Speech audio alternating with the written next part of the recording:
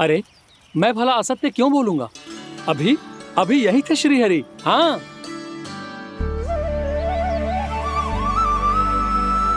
हाँ, जैसे श्री हरि को तो कोई कार्य है ही ना।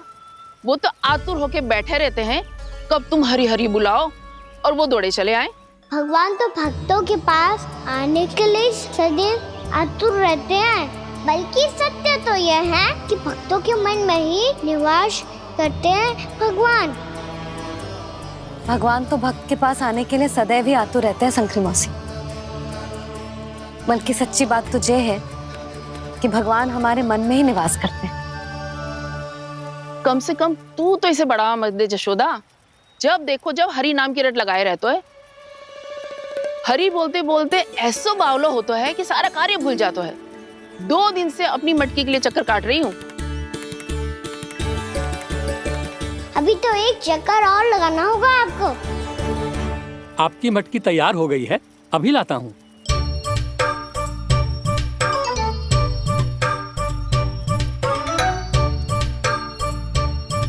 लो जी मटकी।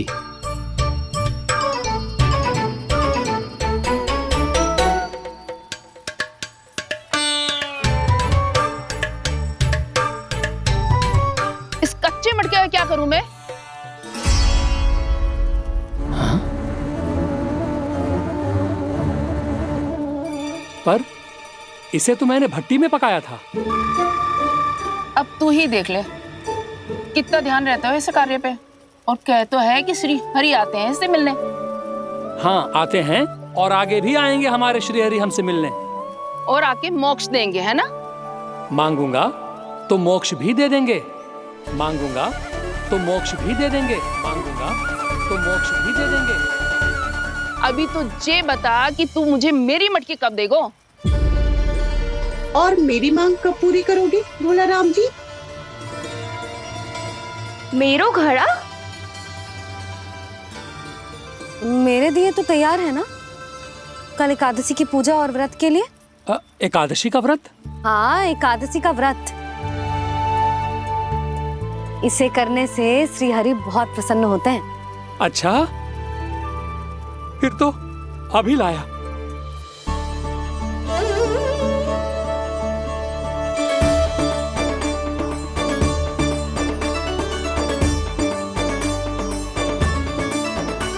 लो जी आपके दिए।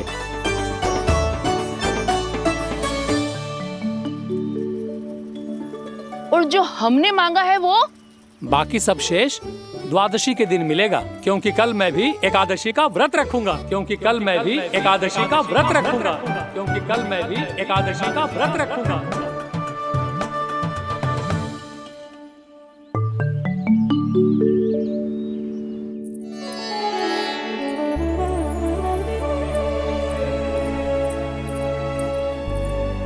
जानकी, फूलों का प्रबंध हुआ कि ना? हाँ भाभी, जे रे। सदैव विलंब कराती है। पर भाभी इस बार तो फूल समय से ही लाई थी। क्या हुआ जशोदा? अभी तो पूजा की तैयारी ना हुई? देखो ना मौसी, ये जानकी ना कुछ छूट ही जाता है इसके कारण। एकादशी की पूजा और व्रत आते ही जसोदा भाभी इतनी वग्र हो जाती है। ऐसो क्या होगा इस पूजा में?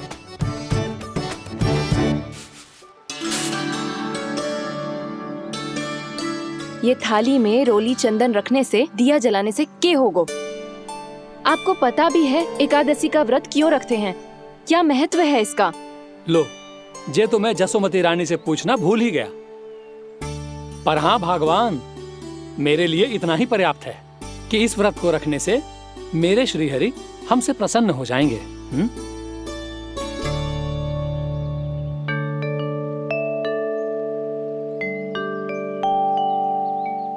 नारायण ही जाने ऐसे कैसे पूजा करते हैं जे श्री हरि की एक मूर्ति तक ना है इनके पास।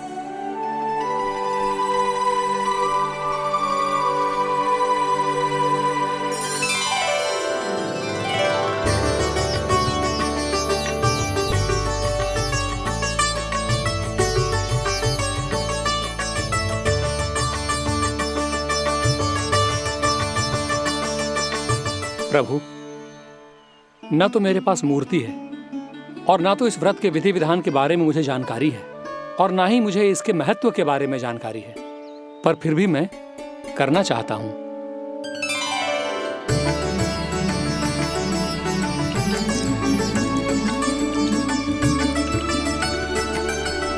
इसीलिए मैं दृढ़ संकल्प लेता हूं, पूरी निष्ठा के साथ, श्रद्धा के साथ और पूरी आस्था के साथ मैं इस व्रत को संपन्न करूंगा।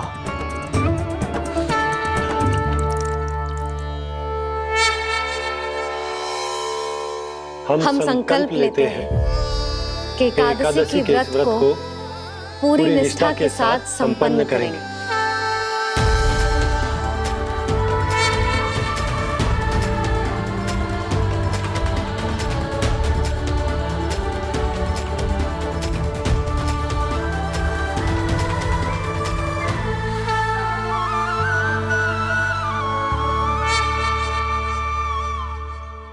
तुलसी जी के पत्ते तो हैं ही ना। श्री नारायण को तुलसी जी के पत्ते के बिना भोग ना चढ़तो है। जानकी, तुलसी के पत्ते कहाँ हैं? भाभी, मैं तो कब से यही पूछना चाह रही थी कि तुलसी के पत्ते लाऊं क्या, पर आप तो व्यस्त थी ना।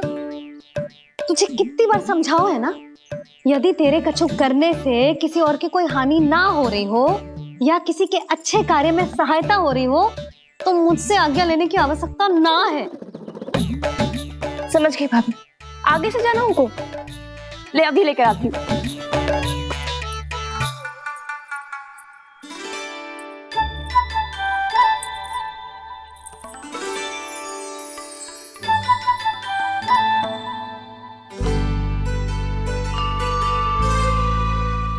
ताऊ, आपने पहले ये व्रत करो है? आपको इसका महत्व पता है? भाभी चलो। जानकी, तुमने ये व्रत करो है? फिर तुमको इसका महत्व पता है? सुमति जी, आपको पता है इसका महत्व? कान्हा, क्यों तंग कर रहे हो सबको? मैया, सबने करो ये व्रत, मुझे भी करना है।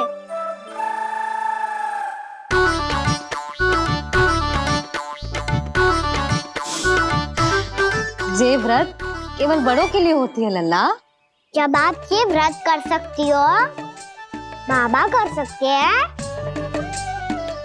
ये सारी गोपियां कर सकते हैं, वो भी कर सकते हैं, तो मैं क्यों ना कर सकता? क्योंकि तू कल तक भूखा ना रह पाएगा लल्ला। जब भक्त रह सकते हैं, फिर मैं क्यों नहीं रह सकता? मेरा अर्थ है कि नारायण के भक्त मैया। मैया, मान जाओ ना, मुझे करने दो ना ये व्रत। अपनी लल्ला पे आप विश्वास ना है आपको? विश्वास है। अच्छा ठीक है, तू भी कर ले।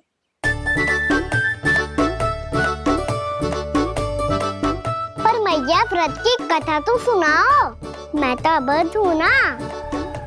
मुझे कैसा पता चलेगा कि ये व्रत करते क्यों हैं?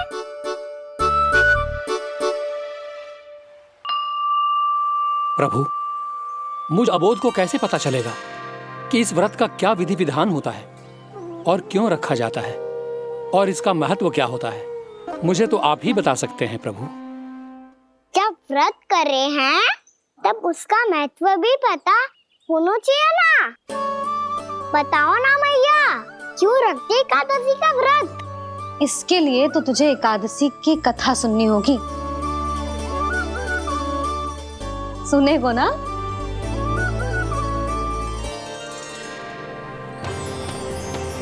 वसुदेव सुतं देवं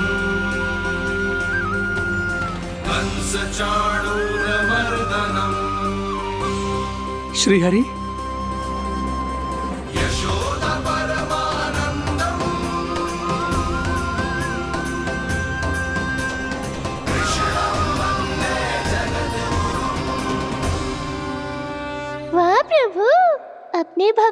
एकादशी व्रत का महत्व समझाने का अच्छा उपाय खोज निकाला है आपने।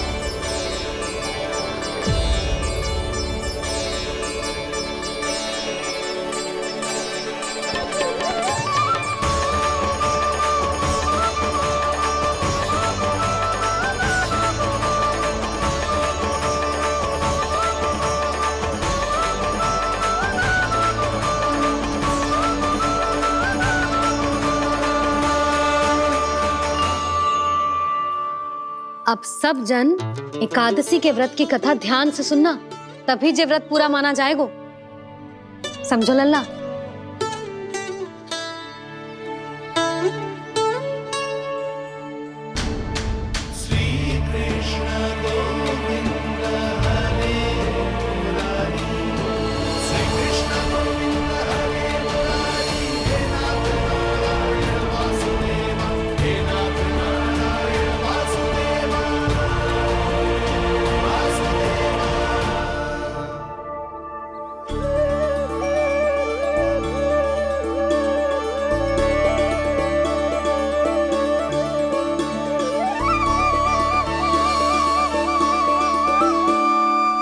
सतयुग में चंद्रावती नाम के नगर में मूरा नाम का एक असुर राज्य करता था। ओम ब्रह्मदेवाय नमः। ओम ब्रह्मदेवाय नमः। ओम ब्रह्मदेवाय नमः। ओम ब्रह्मदेवाय नमः।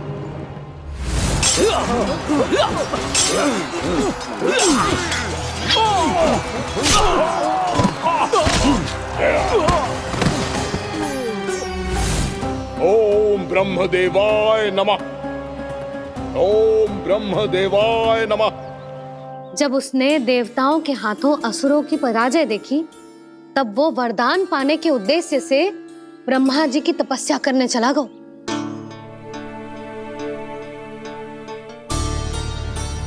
शीघ्र ही मूरा की तपस्या सफल हो गई और ब्रह्मदेव जी उससे प्रसन्न हो गए।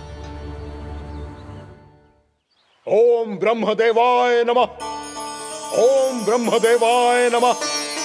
ओम ब्रह्मदेवाय नमः। ओम ब्रह्मदेवाय नमः। ओम ब्रह्मदेवाय नमः। ओम ब्रह्मदेवाय नमः। ओम ब्रह्मदेवाय नमः। ओम ब्रह्मदेवाय नमः। ओम ब्रह्मदेवाय नमः। मूरा, प्रणाम ब्रह्मदेव। तुम्हारी तपस्या सफल हुई। बोलो, तुम्हें क्या वर चाहिए? सृष्टि के रचयिता ब्रह्मदेव, कृपया मुझे ऐसा वरदान दीजिए जिसकी सहायता से मैं त्रिलोकी विजयी बन जाऊं और कोई देवता मुझे पराजित ना कर सके। यहां तक कि देवताओं के रक्षक, सृष्टि के संचालक भगवान श्री विष्णु के लिए भी मैं अपराजय रहूं। तथास्तु, तथास्तु, तथास्तु। प्रणाम ब्रह्मदेव।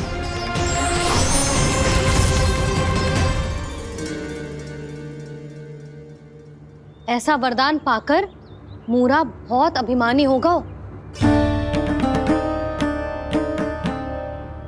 यक्षों, किन्नरों, यहाँ तक कि देवताओं को भी युद्ध के लिए ललकारने लगो, पर किसी ने भी उसकी ललकार को स्वीकार ना करो,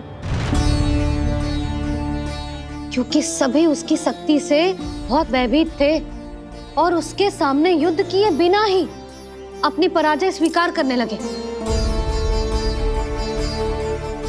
और फिर दंभ में आके उसने स्वर्ग लोक पर भी आक्रमण कर दिया। और देवराज इंद्र तक को चुनौती दे डाली।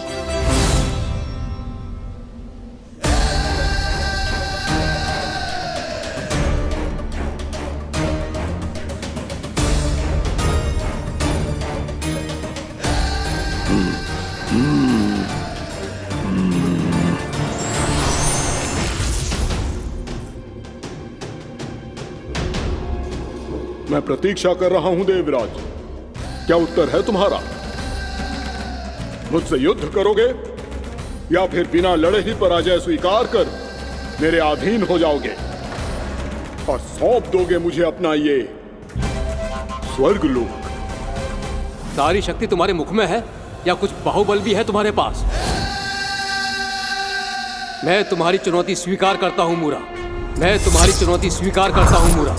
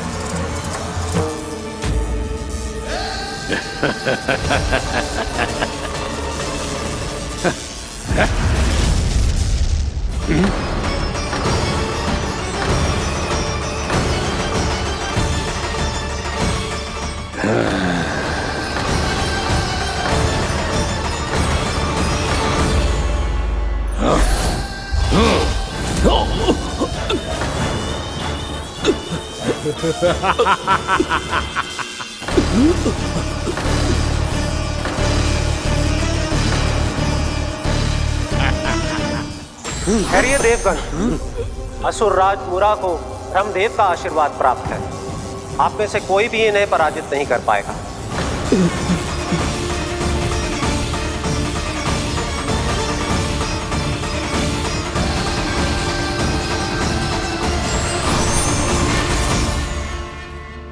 एक अवसर और देता हूं देवराज, युद्ध या अधीनता, क्या उत्तर है तुम्हारा देवराज?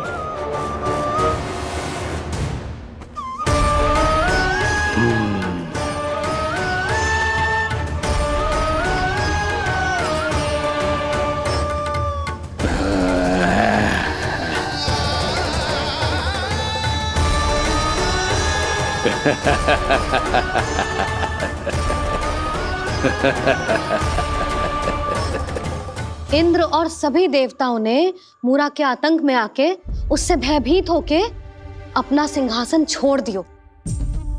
अब मूरा स्वर्ग का अधिपति बन गयो और शीघ्र ही उसने अन्य सभी असुरों को स्वर्ग में निवास करने के लिए आमंत्रित कर दियो। और इस प्रकार से वो धीरे धीरे तीनों लोकों का सम्राट बन गयो। उसे किसी ने रोका नहीं मैया। ना लल्ला, इतना साहस किसी में था ही ना। और फिर ये निश्चित करने के लिए कि भविष्य में किसी और असुर की मृत्यु ना हो, वो यमराज पे भी विजय प्राप्त करने के लिए यमलोक की ओर प्रस्थान कर दियो। वो तो अपने आप को और सभी असुरों को अमर बनाना चाहता था। पर देवता और यमराज भी उसकी ये योजना समझ गए थे। इसीलिए उसके आने से पहले ही सारे देवताओं ने श्री नारायण से सहायता के लिए गुहार लगाई। अब केवल आप ही कुछ कर सकते हैं प्रभु। अभी तो मूरा केवल त्रिलोक का स्वामी है, और यदि उसने यमलोक भी जीत लिया तो वो जीवन को ही नियंत्रित नहीं करेगा प्रभु, वो मृत्यु का भी स्वामी हो जाएगा। ऐसे में पहले सृष्टि का संतुलन तो नष्ट होगा प्रभु, और फिर स्वयं सृष्टि ही नष्ट हो जाएगी। ऐसा नहीं होगा यमदेव, नियति ऐसा होने ही नहीं देगी। विधि रचेगी खेल और मैं बनूंगा माध्यम। असुर राज मुरा का सामना मैं करूंगा। बस आप मुझे चुनौती देने के लिए उसे तैयार कर लीजिए, चाहे उसके लिए आपको साम दाम दंड भेद कोई भी उपाय क्यों ना अपनाना पड़े।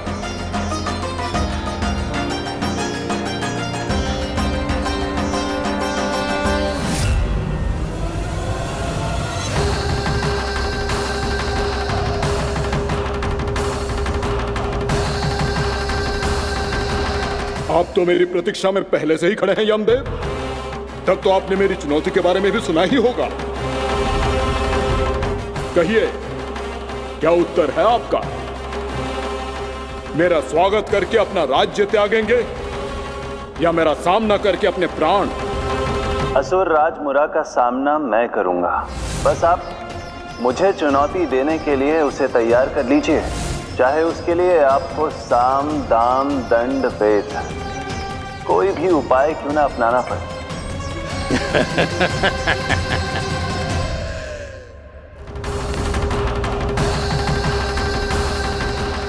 आप तो मेरी प्रतीक्षा में पहले से ही खड़े हैं यमदेव। तब तो आपने मेरी चुनौती के बारे में भी सुना ही होगा। कहिए, क्या उत्तर है आपका? मेरा स्वागत करके अपना राज्य त्यागेंगे या मेरा सामना करके अपने प्राण? हे असुर श्रेष्ठ, मैं आपकी अधीनता स्वीकार करने के लिए तैयार हूं। बस एक विनती है मेरी। शर्त को विनती का नाम देकर पहलाना चाहते हो मुझे यमराज? असुर राज मूरा के सामने शर्त रख पाओ, इतना सामर्थ्य नहीं है तुम में। इसका आभास है मुझे असुरराज, पर मैं आपकी अधीनता स्वीकार करूं इससे पहले आपको स्वामी धर्म का पालन करना होगा। मेरे पुराने स्वामी के क्रोध से मेरी रक्षा करनी होगी आपको। कौन है तुम्हारा पुराना स्वामी? भगवान श्री नारायण। और छोटी माँ, मूरासुर को तो श्री नारायण से भी रक्षा का वरदान प्राप्त था ना? यही तो श्री नारायण की लीला थी बलराम। पर वो राक्षस अपने दम में जे समझ ही ना पाओ कि वो क्या भूल करने जा रहे है, और पहुंच गो भगवान श्री नारायण को चुनौती देने के लिए।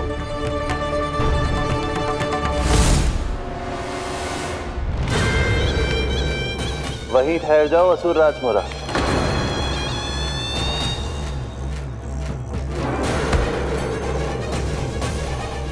यहां क्यों आए? आपको पराजित करने और ये वैकुंठ जीतने, ताकि मैं यमलोक का स्वामी बन सकूं। फिर आओ, युद्ध भूमि में मेरा सामना करो।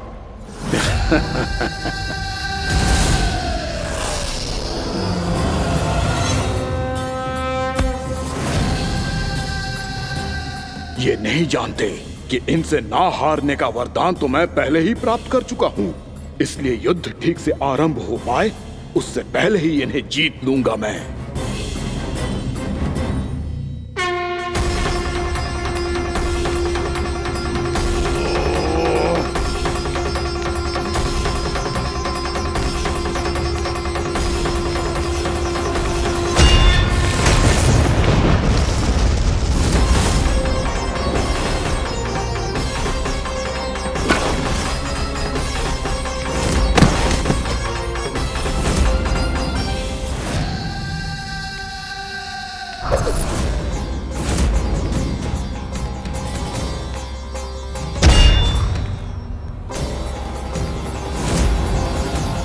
और इस प्रकार जे युद्ध वर्षों वर्षों तक चलता रहो।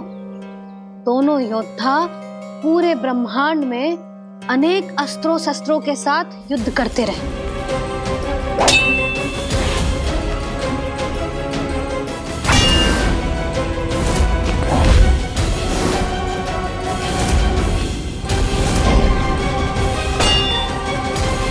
फिर क्या हुआ मैया?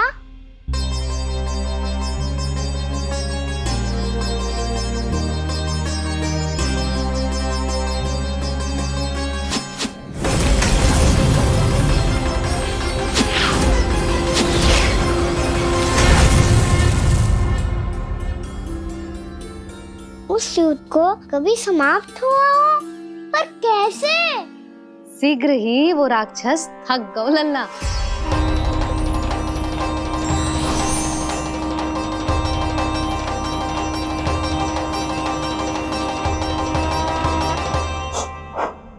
खड़े खड़े देख क्या रहे हैं नारायण? आक्रमण कीजिए, वध कर दीजिए मेरा।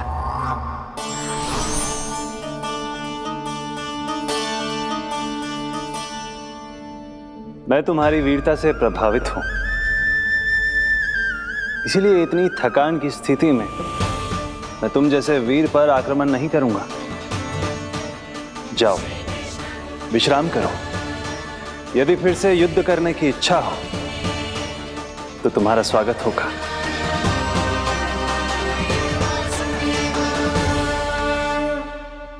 जे कह के श्री नारायण बद्रिका आश्रम चले गए और वहां हिमवत नाम की एक कंदरा में ध्यान लगा के बैठ गए। उधर वो राक्षस विश्राम करने लगो। अनेकों दिन बीत गए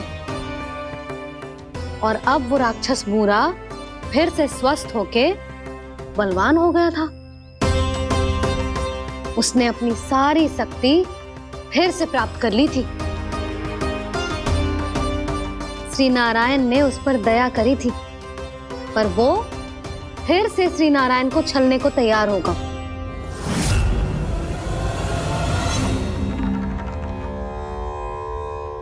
ध्यान में बैठे बैठे श्री नारायण योग निद्रा में चले गए, पर दुष्ट मूरा इसी अवसर का लाभ उठा के उनकी कंदरा में घुस आयो ताकि वो सोते हुए श्री नारायण पे आक्रमण कर सके।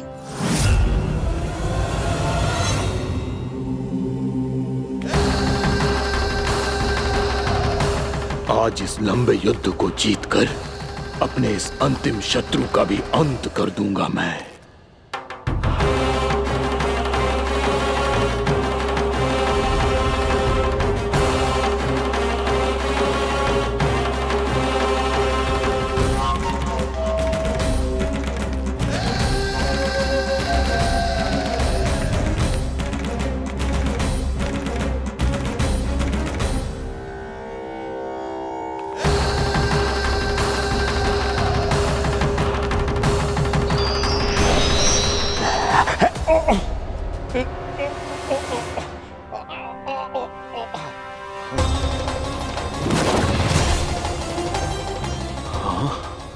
दुष्ट राक्षस,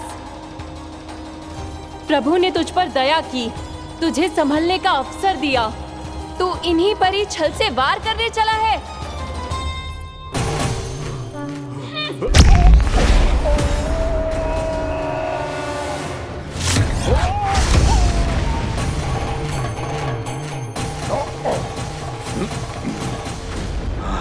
मैं अजय हूँ, मुझे कोई पराजित नहीं कर सकता। ब्रह्मा का वरदान है मुझे।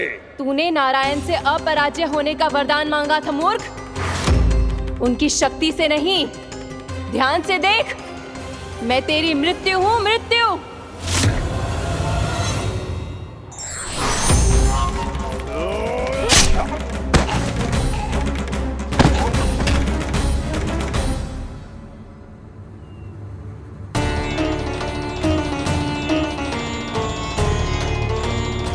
वो देवी कौन थी छोटी माँ? और कौन बलराम, वो ही तो थी देवी एकादशी।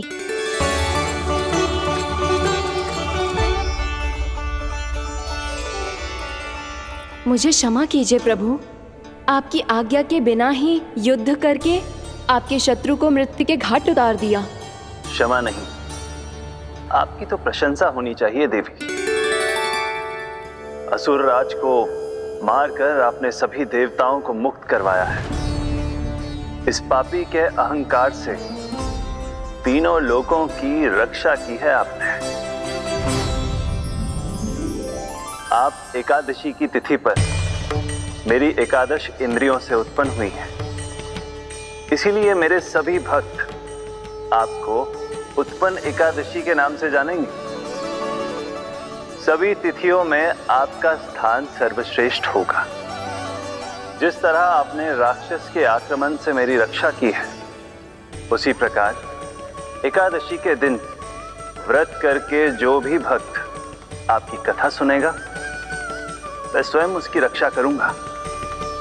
जो आपकी पूजा करेगा उसे मेरी विशेष कृपा प्राप्त होगी और उसके साथ साथ उसे मिलेगा धन, सिद्धि और मोक्ष।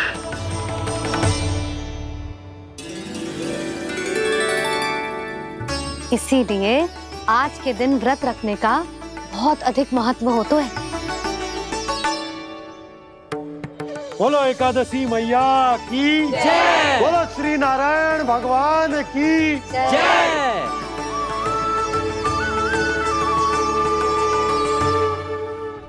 प्रभु की कृपा से एकादशी का महत्व भी पता चल गो और मेरा व्रत भी सफल होगा। अभी नहीं भूला राम, एकादशी का व्रत पूरी तरह तभी सफल होता है जब द्वादशी के दिन उसे पूरा किया जाता है।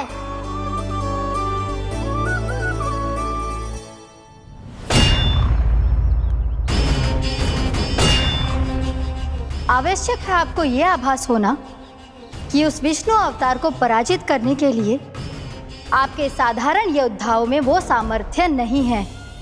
वो विष्णु अवतार कुछ अधिक ही असाधारण है।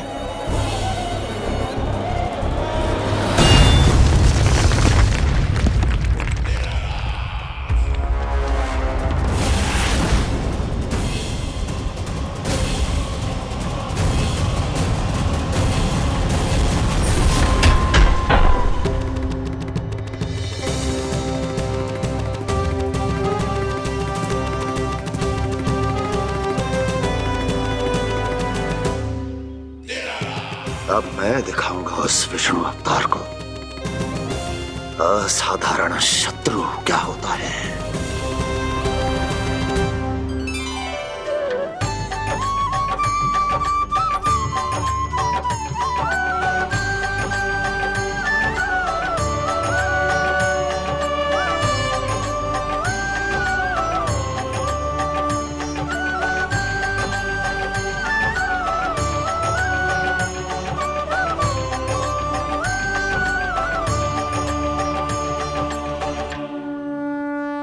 मामा अधीर हो रहे हैं, पर मैया ने मुझे अभी तक बाहर जाने की आज्ञा नहीं दी है। अभी उन्हें किसी और राक्षस को यहाँ भेजने से रोकने के लिए मुझे ही कुछ करना होगा।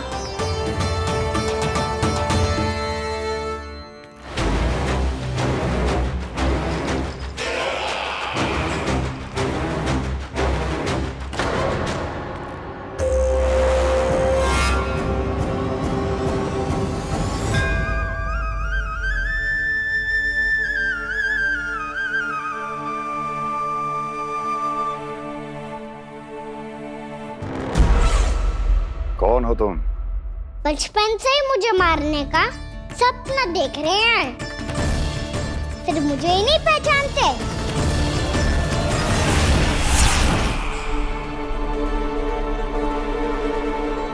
बचपन से विष्णु अवतार। कोई गाना बुलाता है तो कोई मुरलीधर पुकारता है, कोई माखन चोर कहता है, कोई कहता है चिच्चोर। पर विष्णु अवतार इस नाम से तो बस आप ही मुझे बुलाते हो मामा जी। इतना साहस, ये तो यहाँ आ गया है।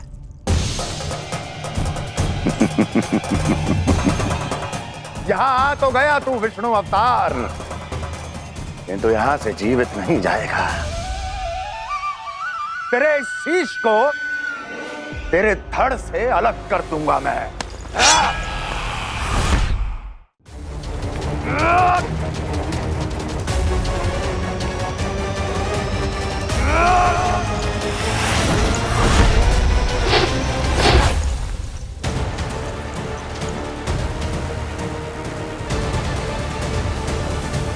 वहाँ कहाँ देख रहे हो मामा जी?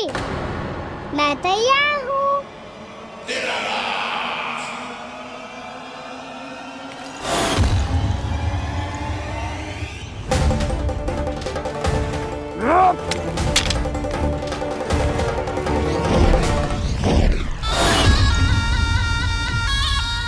मामा जी, आप सदैव इसी तरह क्रोध में रहते हो क्या?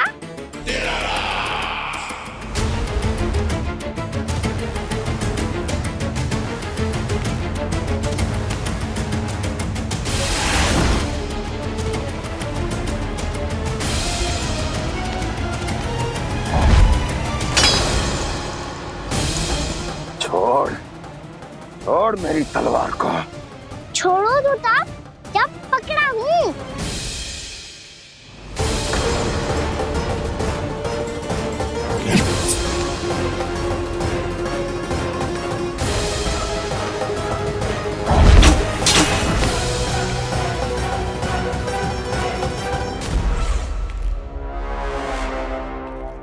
मामा जी,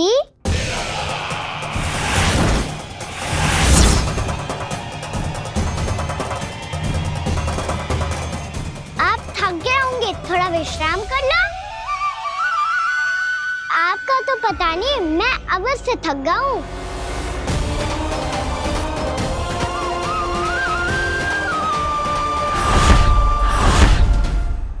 मेरे सिंहासन पर बैठने का तो साहस।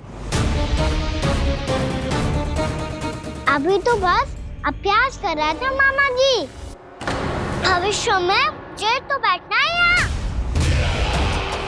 आपने बल प्रयोग करके से अपने पिताजी से छीना था। मैं आपसे छीन लूंगा। जो छल और बल से लिया जाए वो अधिक समय तक टिकता नहीं है मामा जी।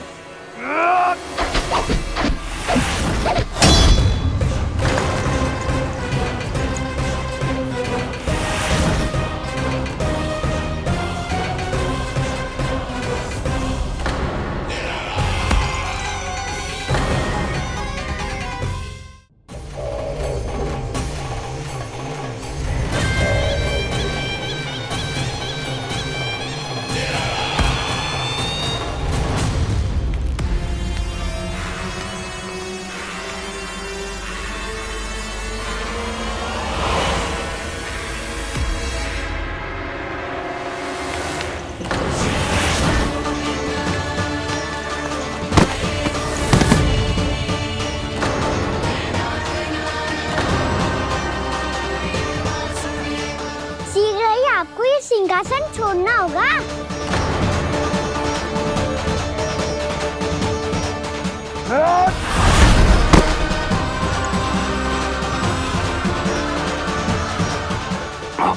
वो मेरा सिंहासन छीनना चाहता है। वो आ रहा है, वो आ रहा है। सैनिकों! दुर्जन, बंद कर दो सभी द्वार और झरों के, सबके सब। इसकी हर संभावना पर इतना कड़ा पहरा बिठा दो कि ना तो कोई महल के भीतर आ सके, ना कोई बाहर जा सके। मुझे महल की चप्पे चप्पे की सूचना चाहिए। जाओ।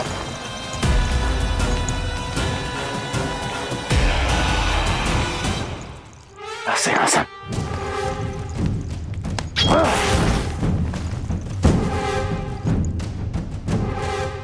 अब आ, दुष्ट मायावी, ए छलिया विष्णु अवतार, मैं कंस तेरी प्रतीक्षा कर रहा हूँ।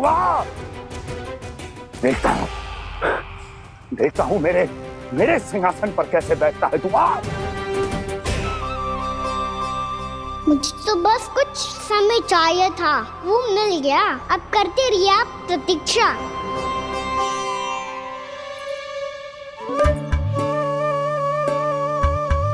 जी अपने आप से बातें क्यों कर रहे हो जी?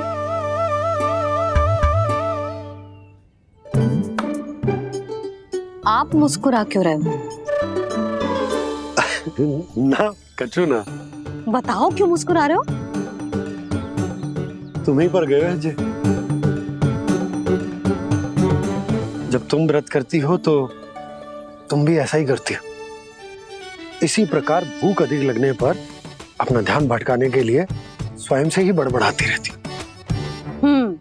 होगा। आपको तो बस मेरा उपहास उड़ाने के लिए बहाना चाहिए।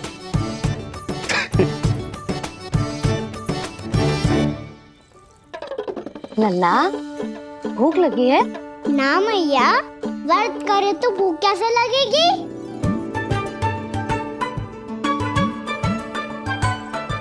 यदि लगी हो तो छोटे बालकों को थोड़ी बहुत भूल चूक क्षमा होती है। कछु ना तो फल तो तू खा ही सकते है। अब तो पूरे नियम और विधि विधान से व्रत तोड़ूंगा। कल द्वादशी के सुबह मुहूर्त के अनुसार। ठीक।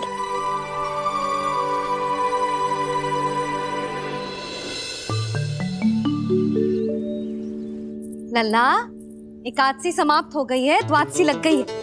अब तू व्रत तोड़ सकता है, भोजन कर ले। ले।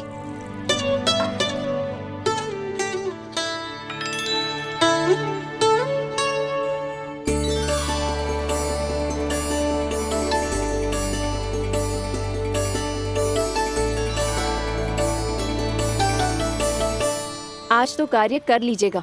मैं ना चाहती कि सब गांव वाले फिर से आपका उपहास उड़ाएं। अरे इसी क्षण कार्य आरंभ करना आवश्यक ना है, कुछ खा तो लो। कल भी पूरे दिन व्रत में रहे, अब तो कुछ खा लो। ना ना, अभी बिल्कुल भूख ना है। और हाँ भगवान, तुम्हें चिंता करने की आवश्यकता नहीं है। आज मैं किसी को भी 2 शब्द कहने का अवसर नहीं दूंगा। अरे कुछ खाओगे पियोगे नहीं तो कैसे रहोगे?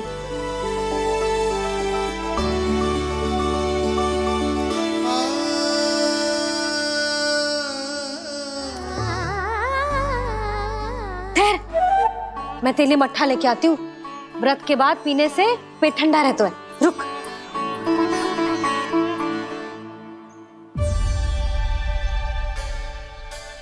भक्तों ने अभी तक व्रत नहीं तोड़ा है, मैं कैसे तोड़ लूं?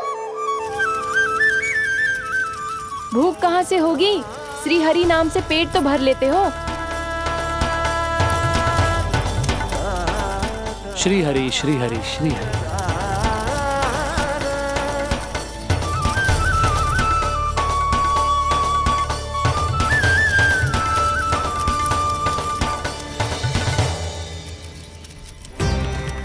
हरि हरि प्रभु हरि, हरि हरि प्रभु हरि, हरि हरि प्रभु हरि, हरि हरि प्रभु हरि। कल से अन्न का एक दाना ना गो है पेट में। अब क्या व्रत तुड़वाने भी आपके प्रभु ही आएंगे? अब क्या व्रत तुड़वाने भी आपके प्रभु ही आएंगे? मैया,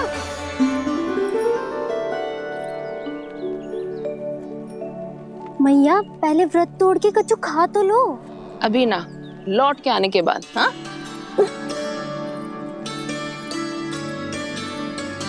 बलराम, ठहरो पुत्र, पहले कुछ खा लो। व्रत तोड़ना आवश्यक होता है।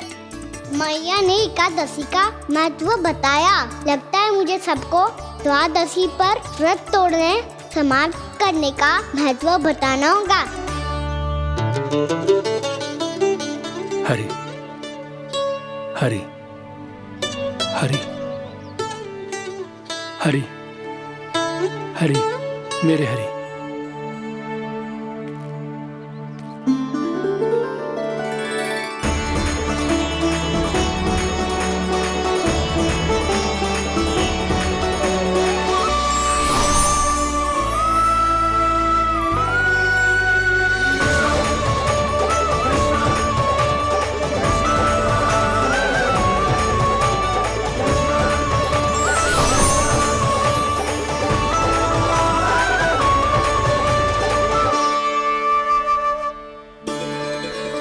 अभी अभी तो मैंने बच्चों की माँ को वचन दिया था कि आज किसी को शिकायत करने का अवसर ना दूंगा, और अब मैं प्रभु श्री हरि की कल्पना जसोमती रानी के लल्ला में ही करने लगा।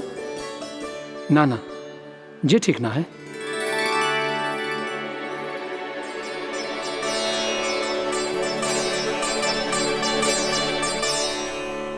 ठीक है तो है, बिल्कुल सही पहचाना है आपने।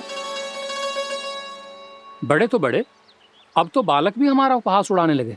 मैं आपका उपहास नहीं उड़ाने आया, मैं तो आपके एकादशी के व्रत को पूरा कराने आया हूँ।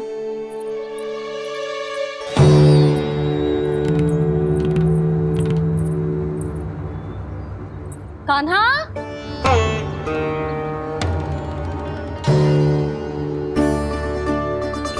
तो ये रे आपकी छड़ी और ये रे मेरी पीठ। सेक देना ताकत तोड़। आज तो इसकी पीठ सेक के रहूंगी मैं। मैया घर पे भूखी मुझे ढूंढ रही होगी। लो, आज द्वादशी के दिन पहले प्रहर में भोजन करके अपना एकादशी का व्रत पूरा करो आप। धन्यवाद राजकुमार, पर अभी हमें भूख नहीं है, बहुत सारा काम पड़ा है और अभी थोड़ी ही देर में शंकरी बहन भी अपनी मटकी लेने आती होंगी।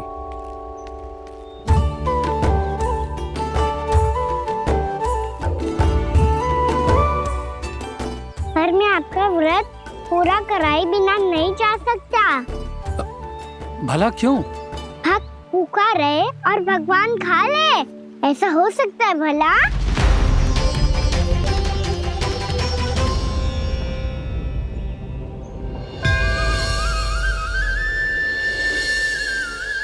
ये कैसा भ्रम हो रहा है मुझे? मुझे लगता है अपना काम करना चाहिए। एकादशी के पहले प्रार में व्रत पूरा करना बहुत आवश्यक होता है, ना तो एकादशी का व्रत भी पूरा ना मानो जातो। इतनी सारी ज्ञान की बातें तुम्हें कैसे पता है लल्ला?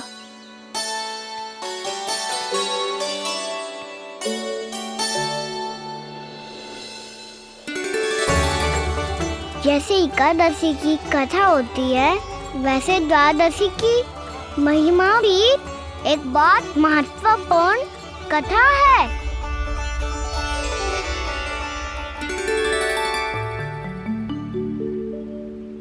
कैसी कथा? बिल्कुल सही समय पे आई हो आप, क्योंकि आपको ये कथा आपको अवश्य सुननी चाहिए।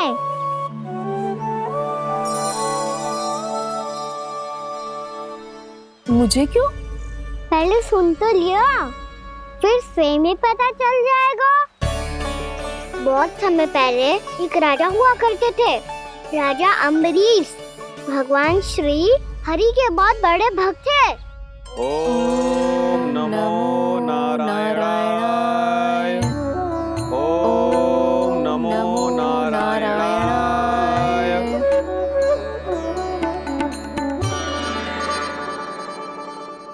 नेक पुण्य के काम करते थे वो। अपनी पत्नी के साथ हरि का नाम जपते रहते थे।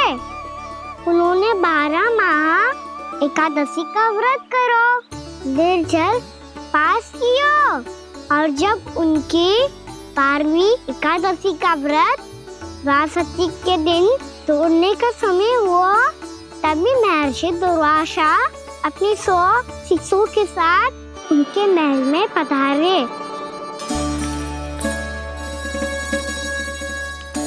प्रणाम स्वीकार करें महर्षि।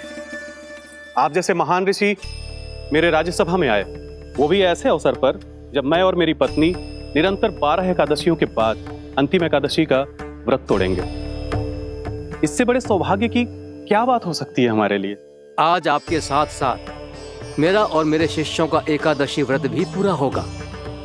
संभव है प्रभु की इच्छा यही हो कि हम सब अपना व्रत एक साथ तोड़ें। ये तो अत्यधिक प्रसन्नता की बात है महर्षि। तो फिर ठीक है, हम सब यात्रा से थके हैं। व्रत तोड़ने से पहले हम स्नान करना चाहते हैं। जैसी आपकी इच्छा महर्षि। जब तक आप लोग लौटेंगे तब तक आपके सारे प्रबंध यहाँ हो चुके होंगे।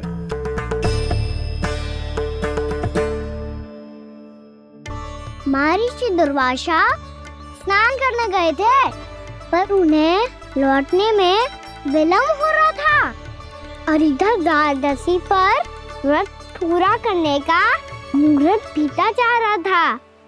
महाराज अम्बरीश बड़ी विरगता के साथ महर्षि दुर्वासा के लौटने की प्रतीक्षा कर रहे थे।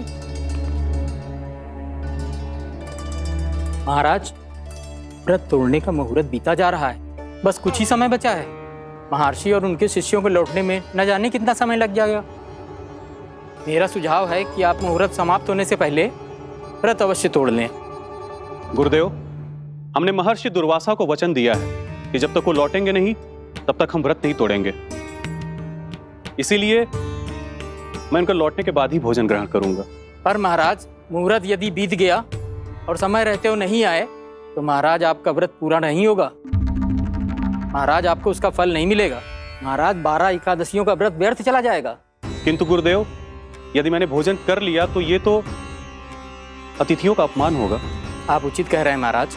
भोजन के लिए उनकी प्रतीक्षा अवश्य कीजिए महाराज, पर मुहूर्त रहते हुए एक तुलसी का पत्ता और जल ग्रहण कर लीजिए। इससे आपका व्रत भी पूरा हो जाएगा और अतिथि का मान भी रह जाएगा। आपका सुझाव अच्छा है गुरुदेव।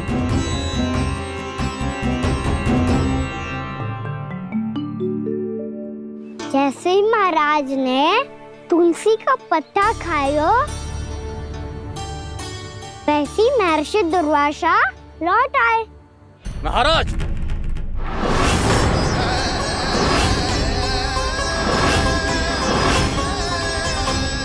महाराज को उपास तोड़ते देखते बहुत क्रोधित हो गए।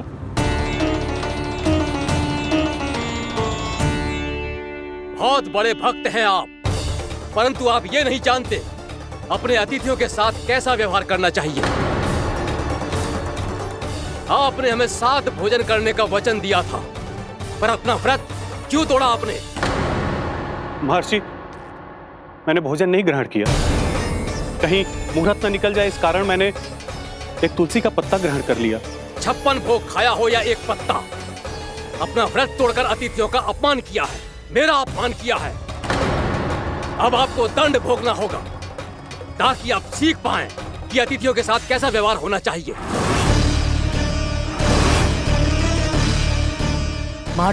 महर्षि, आप जो भी दंड मुझे देंगे मुझे स्वीकार है, किंतु आप क्रोधित मत होइए। क्रोध का कारण आपने दिया है महाराज। एक महर्षि का अपमान करके राक्षसी प्रवृत्ति का परिचय दिया है आपने, इसीलिए अब एक राक्षसी आपको दंड देगी।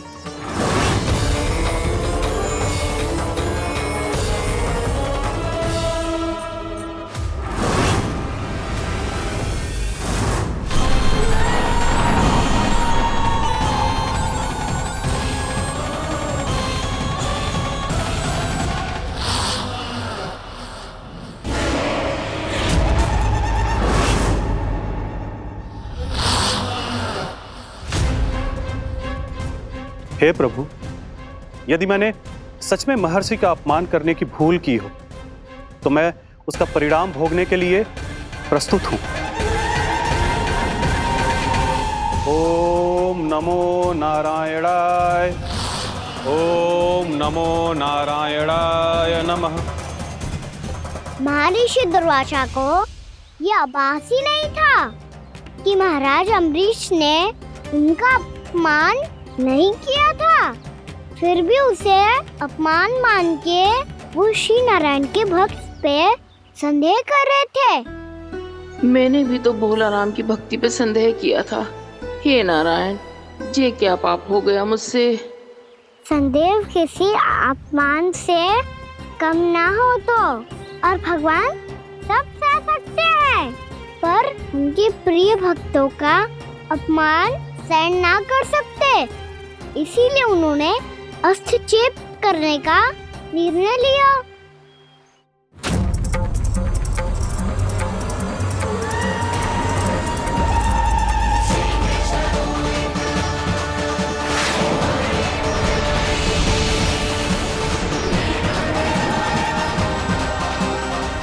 ओम नमो नारायणाय।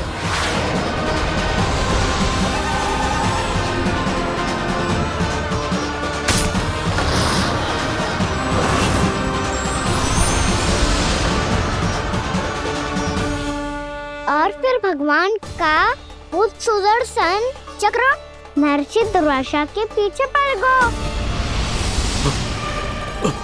ये चक्र तो मेरी ओर बढ़ रहा है। ओम नमो नारायणाय। ये कैसे संभव हो सकता है? कोई रोको इसे, कोई रोको इसे।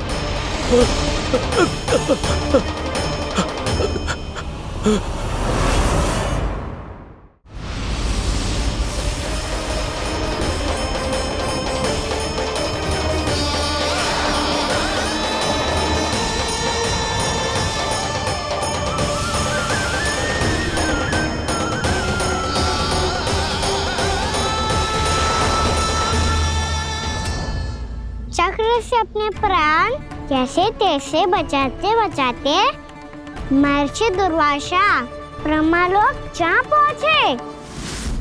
ब्रह्मदेव रक्षा कीजिए, ब्रह्मदेव सहायता कीजिए, मुझे बचाइए ब्रह्मदेव, रक्षा कीजिए। ये सुदर्शन चक्र मेरे प्राणों के पीछे पड़ गया है, मुझे बचाइए ब्रह्मदेव, मुझे बचाइए। महर्षि, मैं चाहकर भी आपकी सहायता नहीं कर सकता। ऐसी स्थिति में यदि कोई कुछ कर सकते हैं तो वो हैं सुदर्शन चक्र के स्वामी विष्णु, क्योंकि सृष्टि में केवल वही है जो इसे नियंत्रित कर सकते हैं। वो ही इसे वापस लौटने का आदेश देकर आपके प्राणों पर छाए हुए संकट को दूर कर सकते हैं। किंतु हां, मैं सुदर्शन चक्र से इतना अवश्य कहूंगा कि जब तक आप विष्णु लोक में पहुंच नहीं जाते, वो आपको किसी भी प्रकार की हानि ना पहुंचाए। आपका बहुत बहुत धन्यवाद, आपकी सदा ही जय हो।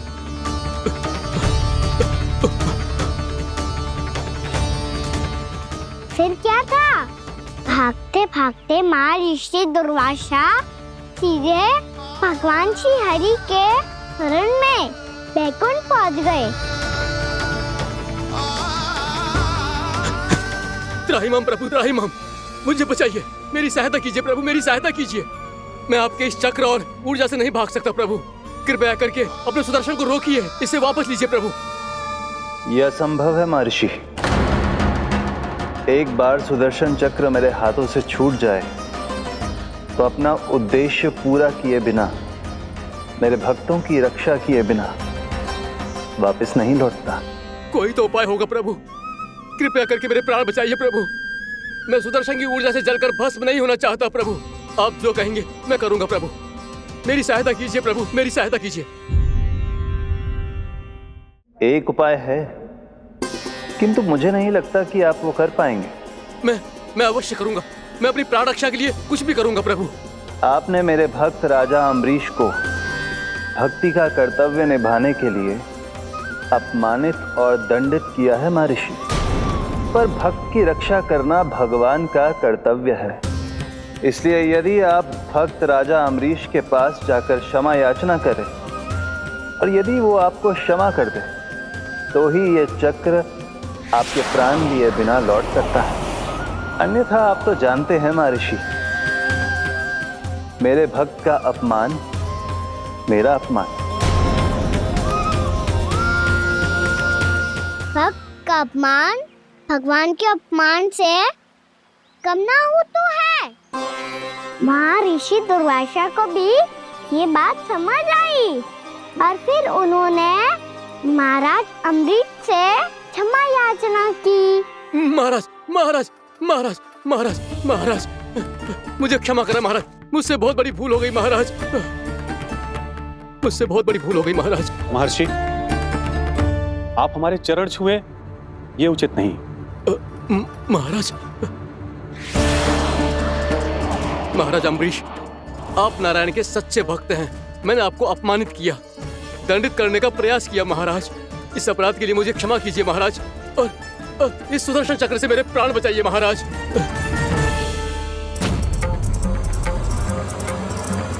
हे महान सुदर्शन, यदि महर्षि के लिए मेरे हृदय में अभी भी वही सम्मान और प्रेम हो जो इनके प्रथम आगमन पे था, तो कृपया आप अपने धाम वापस लौट जाइए।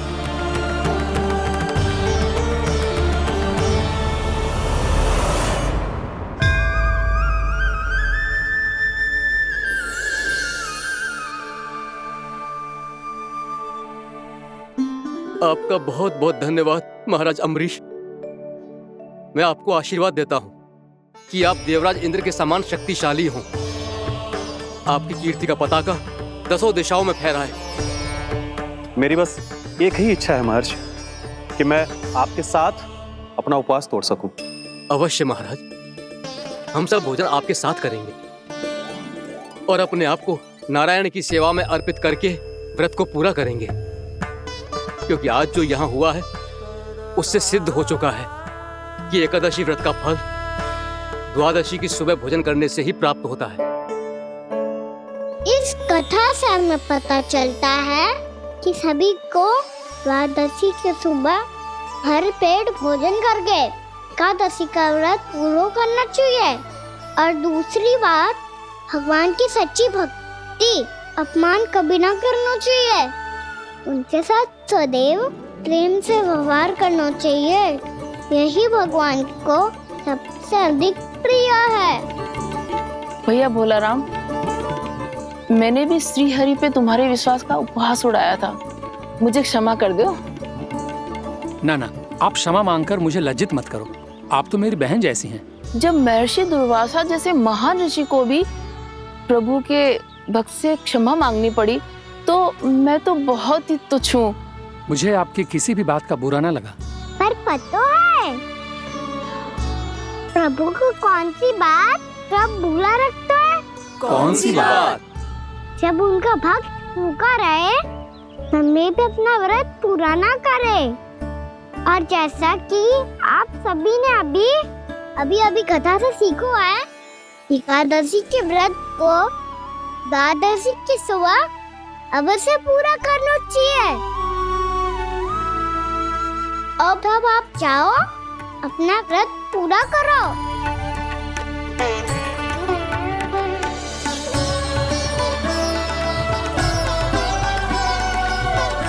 मैं आपके लिए जल लेके आती हूँ।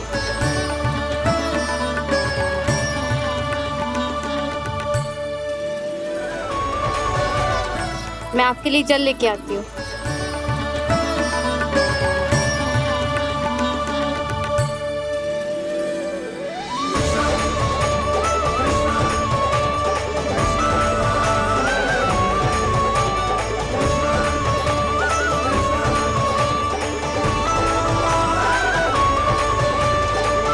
लो खाओ।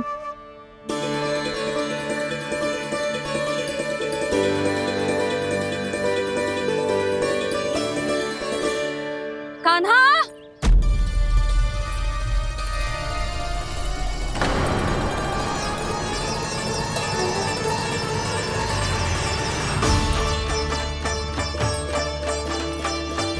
बोलो काका, सिगरेट छुपा लो मुझे, मैया आ रही है, बहुत क्रोध में लगती है।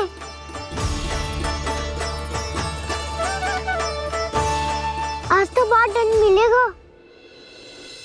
अभी क्षण भर पहले तो ये साक्षात भगवान के रूप में बात कर रहे थे, और अब अचानक ही ऐसे बालक बन गए जो मैया से दंड मिलने के भय से व्याकुल हैं।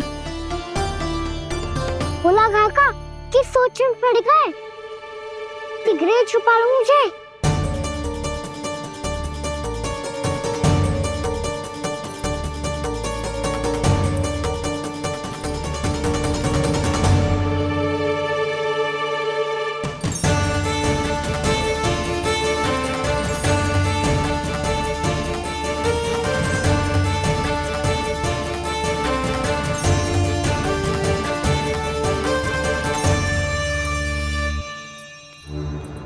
भोलानाथ जी, कान्हा को देखो है क्या? मैंने तो अपने प्रभु को देखा है। मैं अपने लल्ला को ढूंढ रही हूँ, उसे देखो है आपने? वही तो मैं भी कह रहा हूँ जसोदा रानी, मैंने सिर्फ और सिर्फ अपने प्रभु को देखा है। ये तो अब भी अपनी भक्ति में ही खोया हुआ है, इससे पूछ के कछु लाभ ना है, मुझे ही ढूंढना पड़ेगा।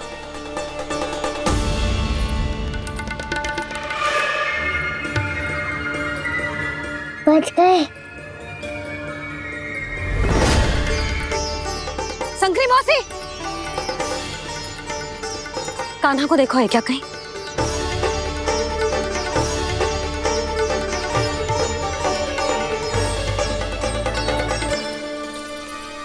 बोला काका, मुझे सिगरेट निकालो ना यहाँ से, भैया फिर से इधर ही आ रही है। सब कहते थे श्री हरि मेरे घर ना आ सकते, देखो आज प्रभु आ गए, उन्होंने अपने हाथ से मेरा व्रत पूरा कराया। हाँ, आते हैं और आगे भी आएंगे हमारे श्री हरि हमसे मिलने, और आके मोक्ष देंगे, है ना?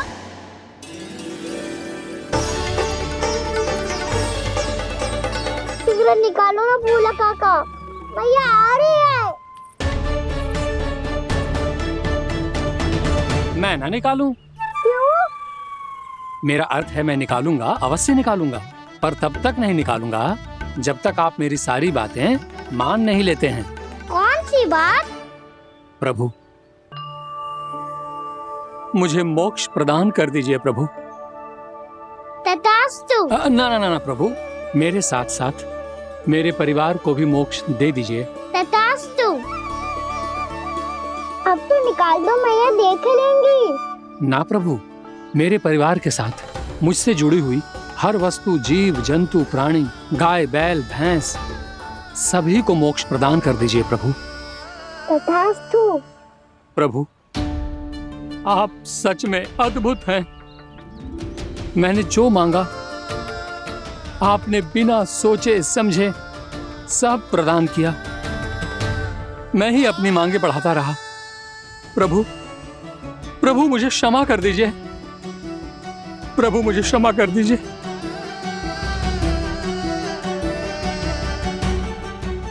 आइए प्रभु।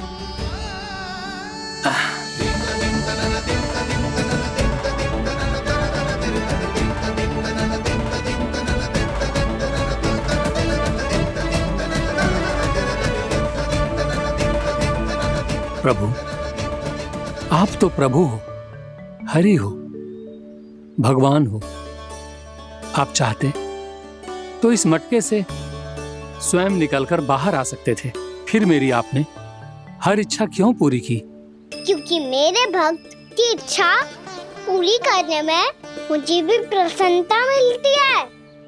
ना तो मैं अपने भक्तों का अपमान सह सकता हूँ और ना ही उनकी इच्छा अधूरी रहने दे सकता हूँ।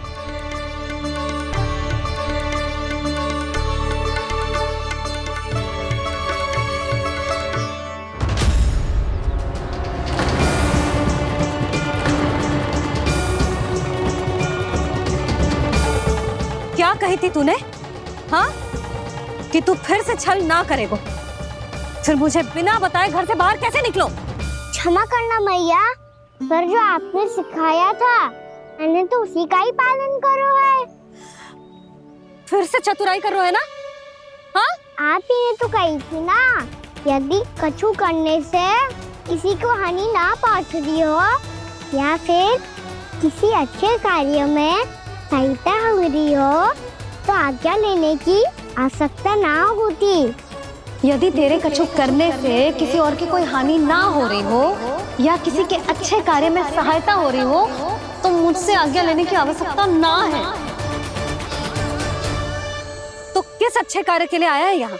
एकादशी के सुबह एकादशी का व्रत खोल के भोजन करा जाता है।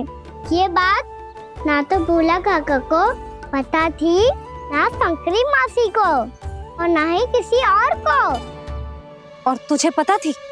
हाँ, मेरी मैया ने बहुत अच्छे से सिखाया है मुझे। जैसे कल तूने एकादशी कथा सुनाई थी ना, आज वैसे ही तेरे लल्ला ने सबको द्वादशी कथा सुनाई है। सच्ची यशोदा रानी जी, इसने तो हमारी आंखें ही खोल दी। और भाभी, सच तो ये है कि मुझे भी ना पता था कि ये इतना बड़ा ज्ञानी है और इतना अधिक समझदार।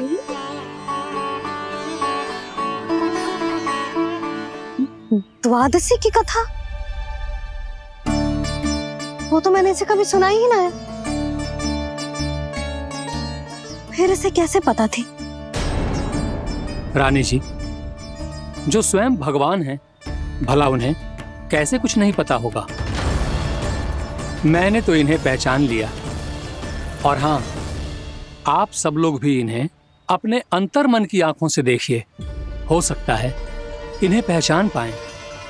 ये कोई और नहीं है, श्री नारायण है, मेरे श्री हरि, मेरे प्रभु। जय श्री हरि।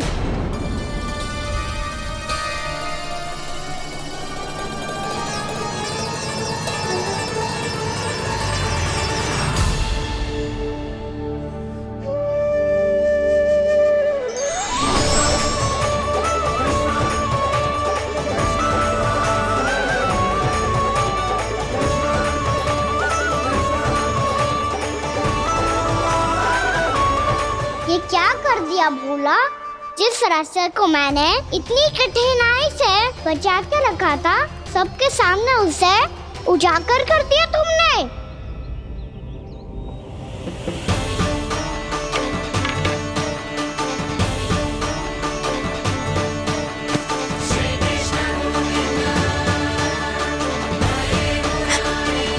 नारायण,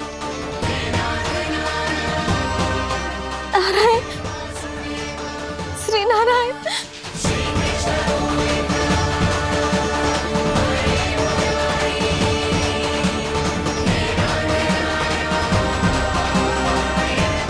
श्री नारायण।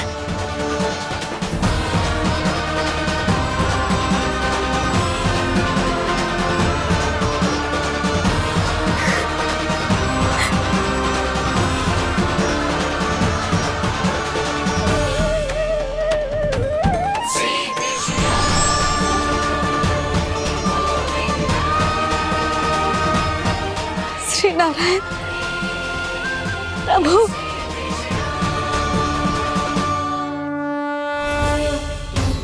जिस रास्ते को इतने जत्न से संभाल के रखा था, आज वो सबके सामने खुल गया। और तो और मेरा भेद मैया को भी पता चल गया बाबा। सब कहते रहे पर मैंने एक न मानी। सबने कही थी कि आप भगवान हैं, पर मैं मूर्ख आपको पहचान ही ना पाई। कितनी अभागी हूं मैं।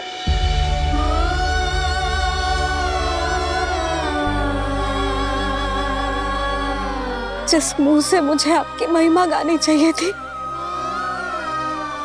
उसी मुंह से मैंने आपको डांटो है।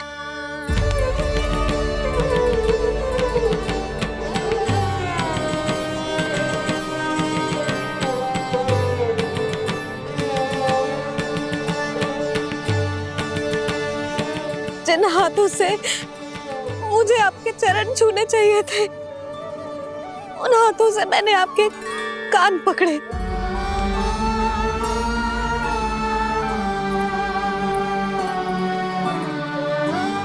मुझे तो आपकी सेवा करनी चाहिए थी प्रभु, और मैंने आपको दंड दियो, आपको घर से बांध दियो।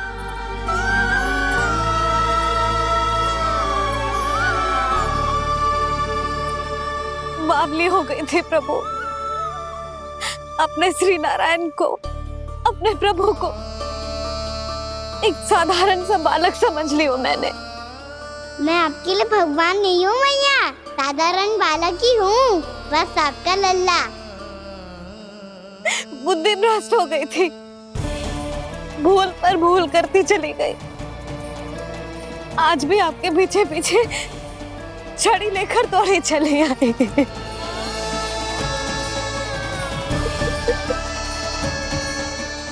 अपने आप को दोष मत दो मैया, आपके इस ममता के लिए तो जन्म लिया है मैंने। हमारा से मन बदलने मत दो। मेरे लिए वही पुरानी मैया बनी रहो आप, और मुझे रहने दो आपका वही नटखट लल्ला। मुझे क्षमा कर दो प्रभु, मुझे क्षमा कर दो। बाबा ये कैसा अंत हो गया आज?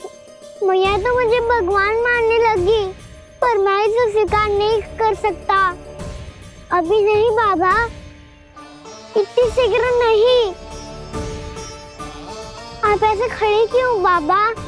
कुछ ऐसा करो ना कि मैया फिर से मेरे मैया बन जाए। उनकी दृष्टि में भक्ति नहीं, ममता चाहिए मुझे। कान्हा, मेरे सामर्थ्य में हो तो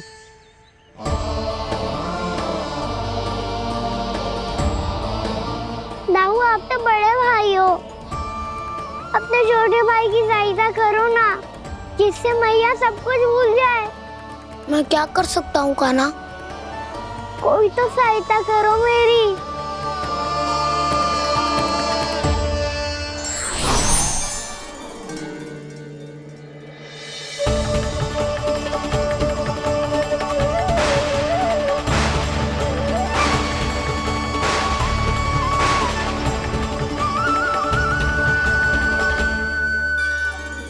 अपने आप को संभालिए प्रभु।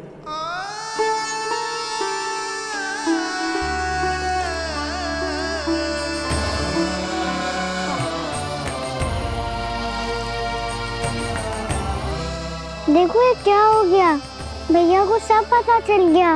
अभी तो मुझे मैया की ममता का शौक पूरी तरह मिला ही नहीं था। योग माया,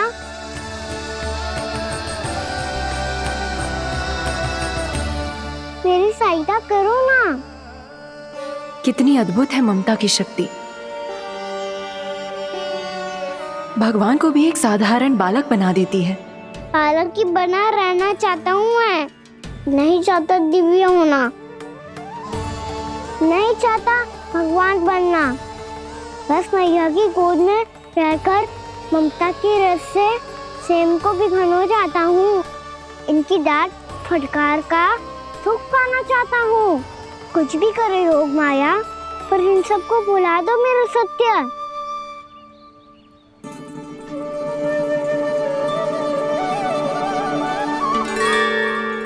पर इन्हें तो मोक्ष का वरदान मिल गया है प्रभु, इसलिए इनके लिए समय की गति को लौटा पाना संभव नहीं होगा। प्रभु, अब मुझे ये सब भूलने की कोई आवश्यकता नहीं है। मुझसे जो त्रुटि हुई है अब वो दोबारा कभी नहीं होगी, और आज के बाद आपका ये सत्य मैं किसी को नहीं बताऊंगा प्रभु, क्योंकि मुझे पता चल गया है कि आपका यशोमती मैया के लल्ला बने रहना कितना आवश्यक है।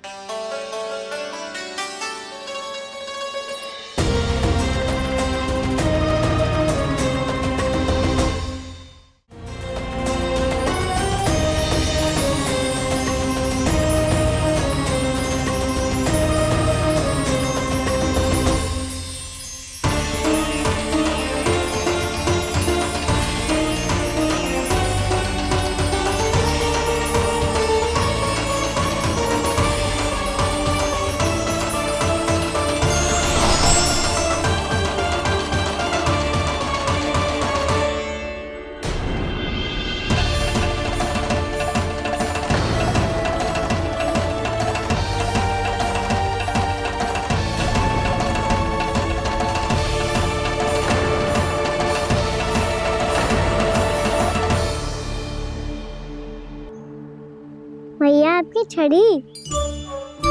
पहले चुपके से भाग जातो है, फिर स्वयं ही छड़ी भी पकड़ा रो है? नटखट कहीं का। हंसी आ रही है?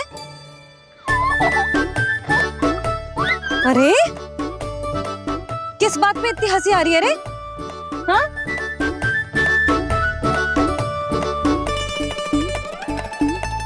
आपकी लीला अद्भुत है प्रभु, और अद्भुत है आपका मैया के प्रति प्रेम। हंसी ना है मैया, ये तो प्रसन्नता है, अपने मैया से मिल जाने की प्रसन्नता।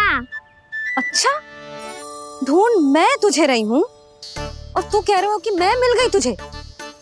तो घर चल लल्ला, अच्छे से पिटाई करूंगी तेरी।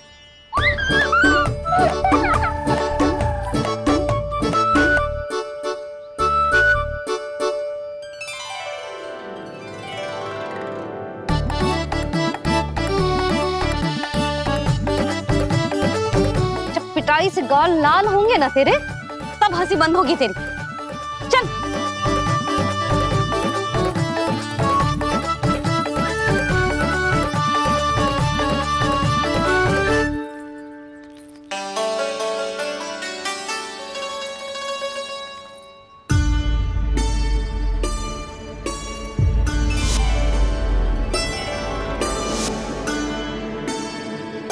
लगता है भैया की और चतन स्मृति वापस आ रही है।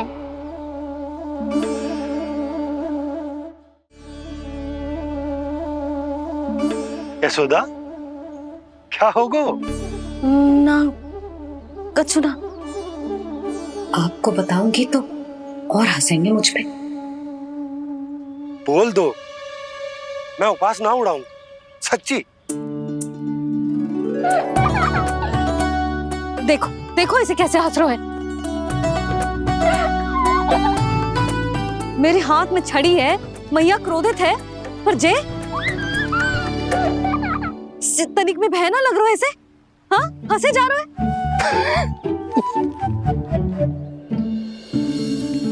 दोनों बाबा लल्ला एक जैसे हो। चल तू, चल चल। दाऊ, आप तो बड़े भाई हो, अपने छोटे भाई की सहायता करो ना, जिससे मैया सब कुछ भूल जाए। सुबल, तू कच्चू खा क्यों ना रहो है? व्रत ही करना था तो बलराम के जैसे कल कर ले। तो कल तो एकादशी भी थी। कान्हा के बिना कछु करने का मेरा मन ही ना कर। तो बात तो सच्ची है, उसके बिना गोचारण भी ऐसा लगता है जैसे कितना भारी कार्य है, व्यवस्था में करना पड़ता है। सही कह रहे हो तुम दोनों। मैं तो गोपालक भी इसलिए बना था ताकि कान्हा के संग खेलने को मिल जाए। बलराम तो हमारा सगा कम और मुख्य अधिक है।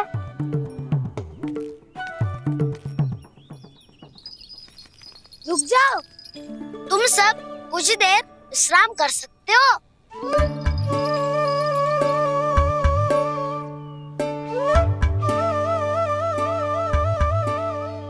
तू बोल।